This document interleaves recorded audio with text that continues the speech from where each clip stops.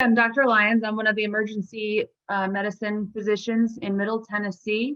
I thought Dr. Martin did an excellent job summarizing how case counts have skyrocketed in Middle Tennessee. What I want to do is give you an idea of what a day in the life of an ER doctor looks like, what we're seeing, and how COVID has been affecting our daily life. So I thought I would do that with a couple of cases that have happened in the last week. In the last week, most hospitals and ERs in Middle Tennessee have become completely full. And in just the last few shifts, we have noticed that it has gotten worse. My first example is a COVID positive individual who needed a medical bed. Their oxygen levels were low and they needed that extra support. Unfortunately, there were no hospital beds at my hospital or any in Tennessee. And ultimately, I had to transfer that patient to Kentucky to receive care. The second patient on that shift was a critically ill patient having a diabetes complication that required an intensive care bed. Again, unfortunately, we did not have any intensive care beds available anywhere in my region or in Middle Tennessee. And the patient ultimately spent 10 hours waiting in the emergency department for an available bed. Whereas the normal length of stay for a critical patient like that would be as soon as possible, usually 1 to 2 hours to get the care that they need. Another patient a colleague recently had was a COVID positive individual who needed a critical care bed, was at risk of being put on the ventilator. There were no beds anywhere in the state. We looked in Kentucky, there were no beds available. We looked in northern Alabama, no beds were available. It has really reached a critical point where we're not able to provide the care that these patients need.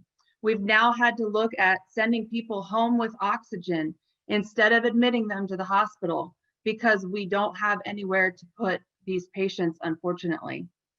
I've also had non-COVID patients that are greatly affected that need a higher level of care. For example, in some of the more rural settings, we don't have neurosurgery at that facility.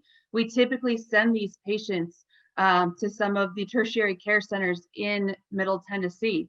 I had a patient recently diagnosed with a new brain tumor that I was unable to find a bed for. And it took quite a bit of begging and pleading from a hospital in order for them to make room for this patient.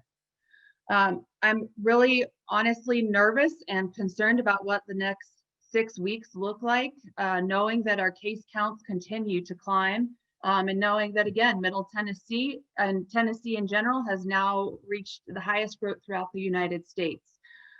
The time to act has passed us. We have to do something now or patients' care will suffer. I firmly believe that a mask mandate would help, but we also have to socially distance. With Christmas coming, I know we all want to spend time with our families. We all need to make some sacrifices here. I know that it's hard. It's hard on all of us healthcare workers and our families. Unfortunately, that's what this Christmas looks like. The vaccine, again, I think that it is a blessing that we have a vaccine as soon as we do. We will need people when the opportunity comes up. We will need people to be willing to take that if their doctor thinks that it's safe for them. We also need to get this vaccine to healthcare workers as soon as possible.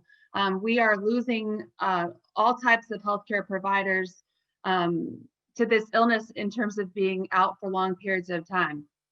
We need your help, Governor Lee. We will never turn a patient away from an emergency department. Healthcare is protected federally by law that you will always be seen in the emergency department. With that being said, wait times will suffer. You may wait hours to be seen by a physician, but we will never turn anybody away. We would never send anybody home in a situation that we didn't feel was safe.